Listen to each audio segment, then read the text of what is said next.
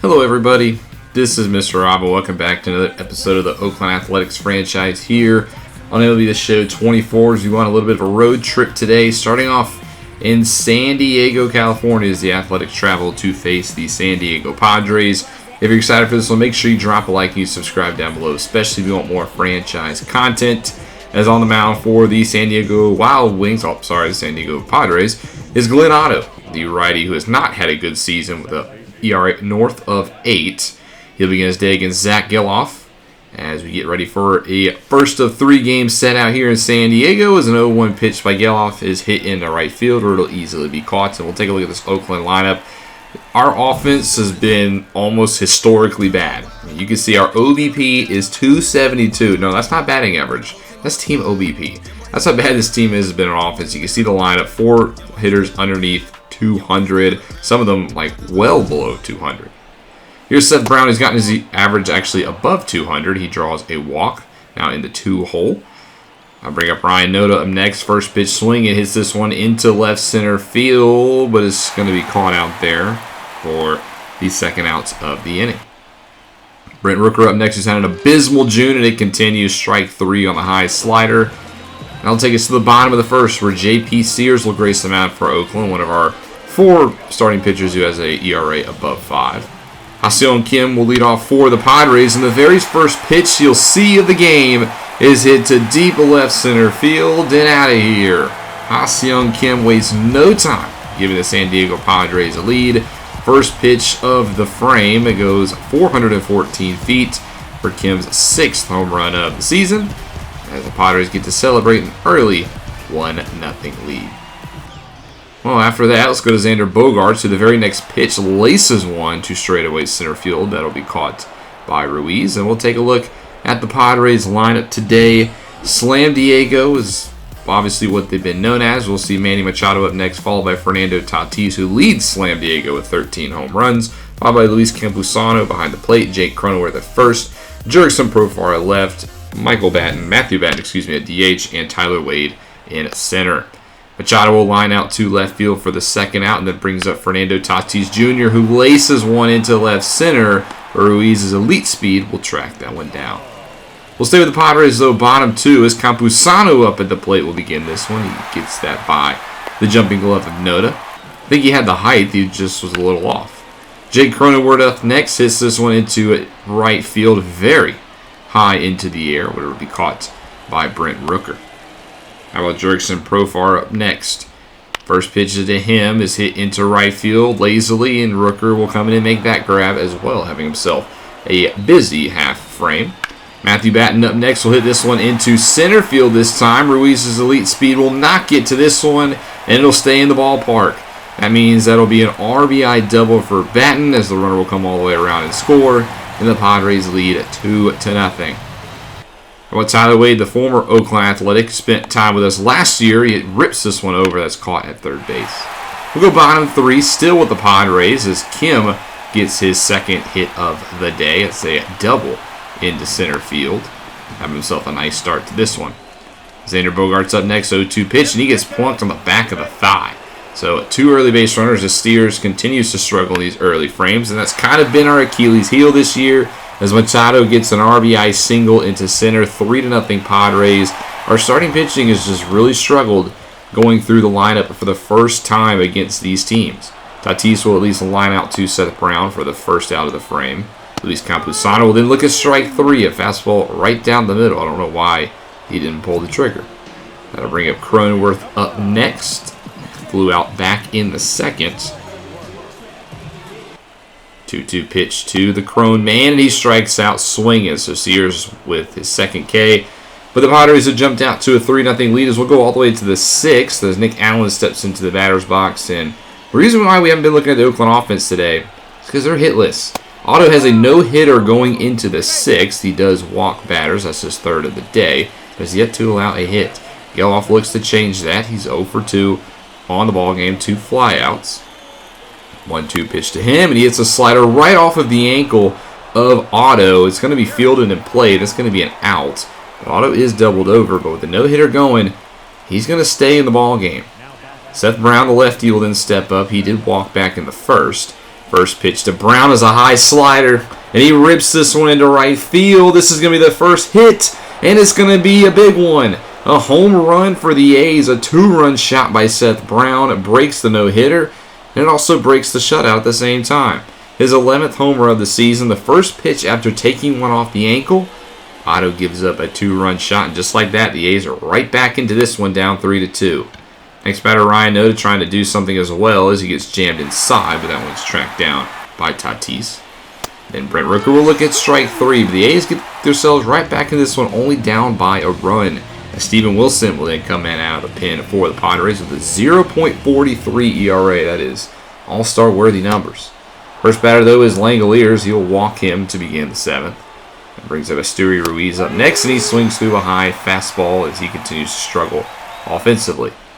How about Jordan Diaz getting the start today? He rips this one through the left side of the infield, a perfectly timed pitch. That's only Oakland's second hit of the ballgame. But they do have the tying run in scoring position, and the Padres are not going to waste any time. They're going to go to the bullpen, play it safe. Tom Cosgrove, the lefty, comes in this one. He's going to start off against the switch hitting Toro, and he gets some on the pull the string changeup. Great pitch there by Cosgrove. How about Nick Allen?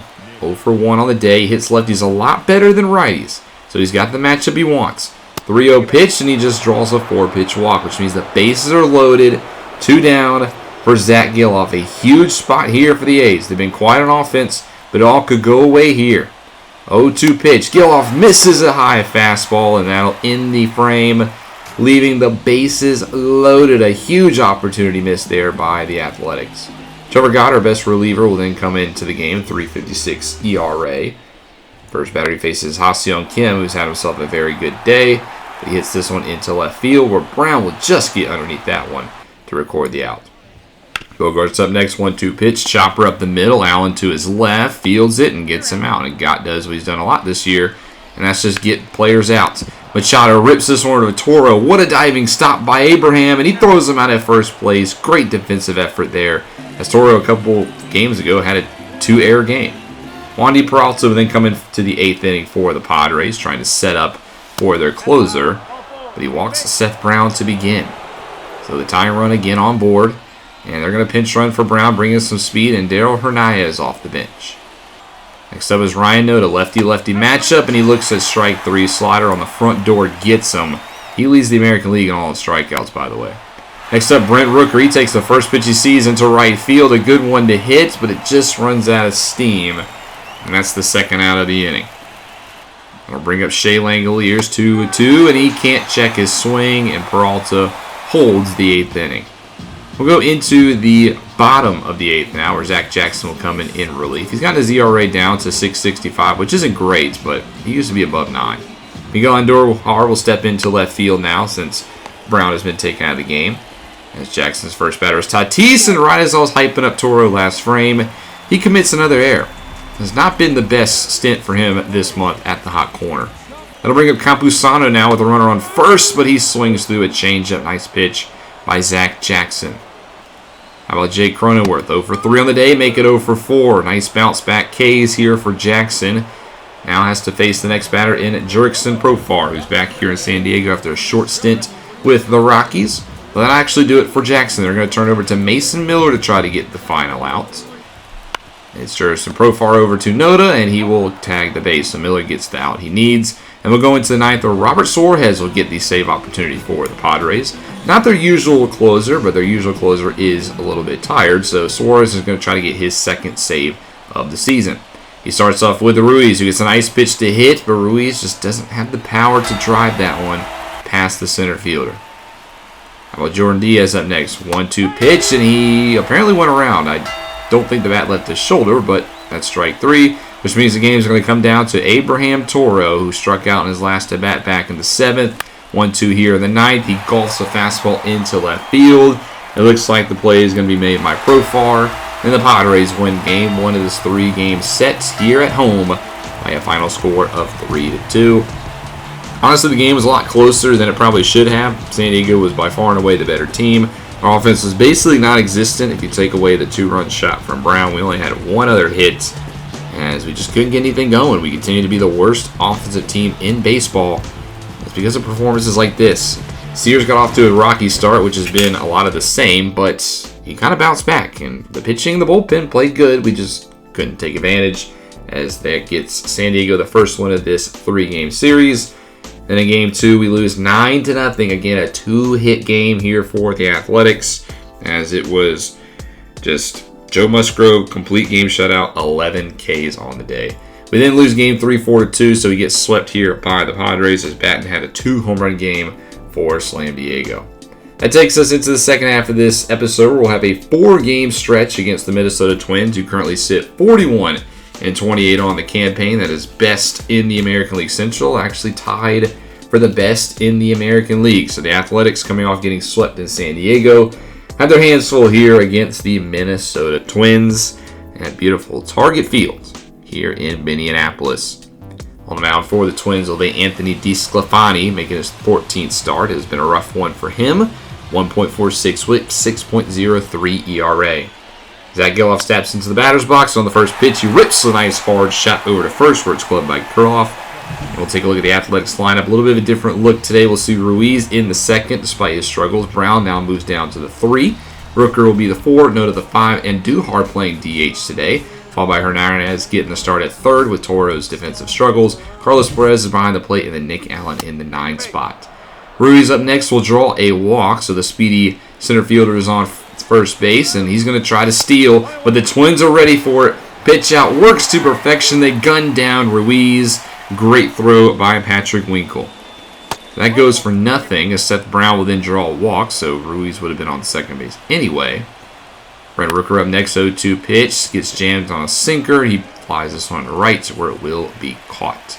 We'll go bottom of the first inning now, where Paul Blackburn steps onto the mound, a All-Star a couple of years ago, with a 5.35 ERA, just trying to get that down, making his 15th start of the season. Willie Castro, the center fielder, will start on the batter's box for the Twins, and the first pitch he sees is a 2-1 cutter, and he flies this one out to center field, where it will be caught by Ruiz. We'll take a look at the Twins lineup today. This good offensive juggernaut, 4th in the American League in home runs with 89. We'll see Julian up next, followed by Correa, Buxton, Wallner, Kirilloff, Santana, Farmer, and Patrick Winkle, making his 3rd appearance this season. Here is Eduardo Julian, who's actually 3rd in all of the American League, second baseman in All-Star voting, so putting together a very solid season. He gets on base there. Carlos Correa up next. Well, Julian's actually going to steal second, gets a nice jump on Perez. That's a swipe bag, his 5th of the season. Later in the at-bat with Correa, he looks at ball 4, close pitch, doesn't get the call.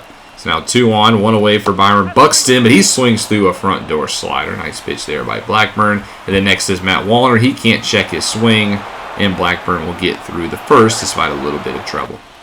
We'll go top 2 now here with the Oakland offense. Ryan Noda steps into the batter's box, hitting .214 on the season, and he perfectly times a pitch into left center field. This one is a laser off the bottom of the wall, 105 off the bat, and Ryan Noda walks into second base with his 8th double of the season.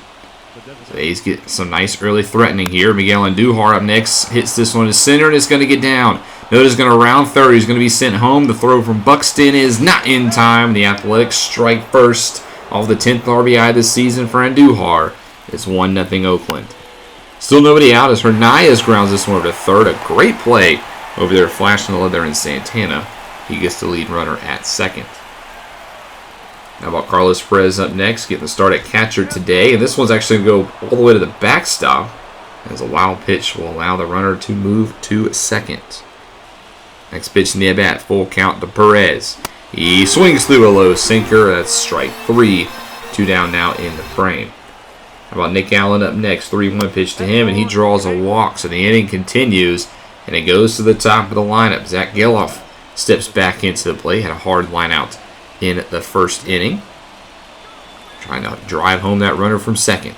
First pitch he sees. He gets a slider inside, but pokes it into right, but it's obviously not going to drop as Wallner's underneath it. The A's get one here in the top of the second. Bottom 2, the Twins going to try to answer right back, as here's Alex Kirilloff with an infield single, despite a great effort from Hernandez at third. It brings up Carlos Santana up next. First pitch, he's going to rip this one on a line into right, and that's going to get over the head of Rooker. The runner all the way from first, Kirilloff, will round third. He's going to be sent home, and the throw is not in time, and the Twins waste no time, tying this one back up at 1 apiece off the 4th double this season from Santana. He's on second base as Farmer hits this one up the middle. Ruiz comes up firing, and they won't test the arm. So a bad spot here for Blackburn. Runners on the corners, nobody out. Great pitch, though, on Winkle, gets him looking. Beautiful 12-6 catches the corner. That brings us to the top of the lineup for the Twins. Willie Castro, hitting over 300, steps into the batter's box. 2-2 to the left fielder, and he will go around on the sinker down and away. I think it clipped the zone anyway. Another great pitch by Blackburn. Back-to-back strikeouts now allows the Twins to have to get a hit, and they can't do it. Julian looks at strike 3. He is obviously very angry at the call. That was a questionable strike 3 regardless. The A's get through the inning, only allowing run could have been worse. We'll stay within top 3 as Esteury Ruiz will lead off with a bunt single. Even though he was thrown out earlier, he's going to try to take second base again, and he's going to do so to perfection this time. He's second in all the American League in stolen bases, 18 on the season. Seth Brown will then hit one over to second, but he'll do his job. He'll advance Ruiz to third, which means any ball in play will probably allow him to score. But Rooker can't do that. He goes down swinging. So now it's up to Ryan Noda, who the first pitch rips a fastball to deep right field. This one's got some carry, and it hits off the top of the wall. That'll be an easy RBI double for Noda, his second double of the ball game, and the A's jump back out 2-1. Andujar up next as the only other RBI today. Rips a nice one into left, but it's right on the line to Castro. But the A's get the lead right back. We'll stay with the A's offense here, top 5. I know getting a look at their offense a lot today as Giloff perfectly times this one out to center field, and it's out of here. Zach Giloff leads off the 5th inning with a solo home run, and the A's offense came to play today. That brings the lead now 3-1. Giloff's 7th homer of the season, and he's quite honestly probably turned into the best offensive bat here on this team. Having a great sophomore campaign. Now one down for Seth Brown. 1-2 pitch to him, and he takes the sinker and pokes it the other way as well. This time out to left field, and this one's going to clear the wall. Second solo home run of the inning for the Oakland Athletics as Seth Brown goes deep. That is his 12th home run of the season as he's starting to swing a hot bat here in June. And again, the A's extended the lead now 4-1. 2 batters later, 2 down for Ryan Noda, who has 2 doubles today. And why not make it 3? Pokes this one down the left field line. It's going to roll all the way to the wall. And Noda is 3 for 3 with 3 doubles. A great day for the first baseman, as that will actually also do it for Anthony DeSclafani. He won't make it through the 5th. They'll be pulled in favor of the righty Brock Stewart, who comes in with his 22nd appearance of the season with a 5.53 ERA. He's tasked with stranding the runner on second for Andujar, who again makes good contact but just can't get it to drop. It's going to be caught out there, but the A's get 2 more, extend their lead 4-1. We'll go bottom 6 here. Scott Alexander, the lefty specialist, will come in out of the bullpen. Very hefty part of the lineup here for the Twins as Matt Wallner begins by popping this one into foul territory, but it'll be caught by Hernandez. Alex Kirilloff off next. 1-2. Looks at a slider. Nasty pitch by Alexander as the A's have struck out a lot of Twins here today. That is the 13th team strikeouts. Carlos Santana is the only RBI for the Twins today. Won't strike out, but he hit this one right on the line to Giloff, which is caught. We'll go into the 7th now, where Josh Staumont will come in relief for the Twins. Esteury Ruiz up first. Chopper over to first. This one's flipped to Staumont. It's going to be a run to the bag, and Ruiz almost beats out the infield hit. Seth Brown up next, swings at a fastball almost at his eye level. That was a terrible pitch to swing at. So a quick 2 down now here for the Athletics, where Rooker will hit this one up the middle, and it will get through. Actually hits off of the second base bag. That's a 2-out single for Rooker, who needs to get his mojo back. Ryan Noda, 3 doubles on the day. He's going to get his 4th hit of the day. It's not going to be a double, but a 4-for-4 day for Ryan Noda. Have yourself a day, young man. Andujar looking to keep the inning alive. 0-2 curveball just spanks it into the ground over to second, where Julian will put him out. That'll end the top of the 7th. Alexander stays in bottom of the 7th inning as Kyle Farmer will lead off with a 6-3 putout. How about Patrick Winkle up next? 0-for-2 on the day. He's going to hit this one down the left field line and fair. And the Twins catcher is going to get himself a 1-out double as he coasts into at second base. He's 4 for 7 on the young season. Next to the top of the lineup, and Castro swings and misses at the high sinker. Another K for this Athletics pitching staff. Brings up Edward Julian, who hits this one off the middle, and Allen gives it a nice attempt, but he can't get a glove on it. And that is going to be an RBI single for the Twins. They get one back. Cut it within 2. Not over yet. We go to the heart of the lineup, and Trevor Gott's going to be called from the pen. He's very tired. He's got a lot of work in that San Diego series, but we need our best reliever to get an out, and he does just that. Strikes out Correa on the inside cutter. And the Athletics hold on to a 2-run lead.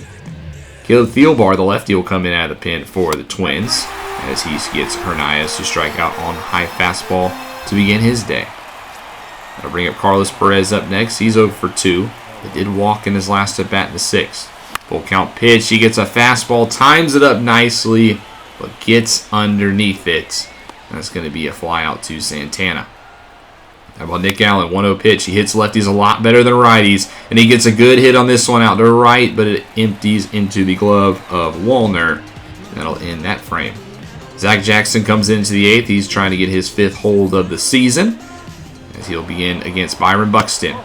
And he walks him on a low fastball. So Jackson puts the tying run at the plate. His next batter is Matt Wallner, and he swings through a low fastball of his own for the first out of the inning. Kurloff up next. Liner out into right. Rooker's in a couple steps. He has it. That's a quick 2 down now for Minnesota. Brings up Carlos Santana. Buxton on first. Got some speed. The A's are ready for the steal, though, but they still can't get him. Buxton just gets ahead of the throw, so now he's in scoring position. But Santana swings through a fastball. Strike 3 again. Jackson gets all 3 outs via the K.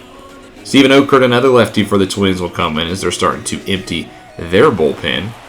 He starts the top of the 9th inning against Zach Geloff, trying to get some insurance runs here for Oakland, and, well, that was just a bad swing. Esteury Ruiz up next, 1-1 pitch to him. He gets a nice fastball, and he slaps it through the right side of the infield.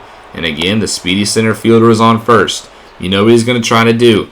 Even though it's a lefty, he's going to try to steal second. It's a pitch out again. The Twins are ready for it, but they still can't get him. This time it works out. That's now his 19th stolen base of the season. Seth Brown, the very next pitch, will then get plunked. So Okerts walks the batter anyway. That brings up Brent Rooker, 1-2 pitch. He's going to swing through and strike out. Ruiz actually steals third. So yes, that's his 20th now stolen base. Might have foreshadowed that one a little bit. So he's on third. Ryan Noda up next, and he swings through a slider. So the A's get no more insurance runs. They take a 2-run lead into the 9th inning. For the closer, Lucas Erceg. He's done a pretty good job in his appearances this year. Only a 3 ERA. He's only blown 1 save. He's got to get through the 8, 9, and 1 hitters. He gets the 8-hitter Farmer to fly out to right for the first out. How about Patrick Winkle? He grounds out to Noda. Glove for the first baseman, steps on it, which means the game's going to come down to Willie Castro. 1 for 4 on the day. His only hit being a single back in the 5th inning. 0-2 pitch, swing and miss on the sinker. Beautiful pitch by Erceg. And the Athletics take game 1 of this 4-game set here in Minnesota by a final score of 4-2. How about that for a bounce-back game by Oakland? This time the offense and the pitching both looked pretty good, and we were able to beat the best team in the American League. 10 hits, 4 runs, only 2 earned given up despite 8 hits allowed. Just an all-around solid effort here by the Elephants, and they're able to take some momentum hopefully into later in the series. Ryan Noda gets player of the game thanks to his 4-hit day, with 3 of those being doubles. We get into game 2 though, and well, fortune's turn again. The Twins win by a final score of 10-4 as Royce Lewis goes deep for Minnesota to give them the win. Game 3, before we get there, Blake Snell finally finds a team.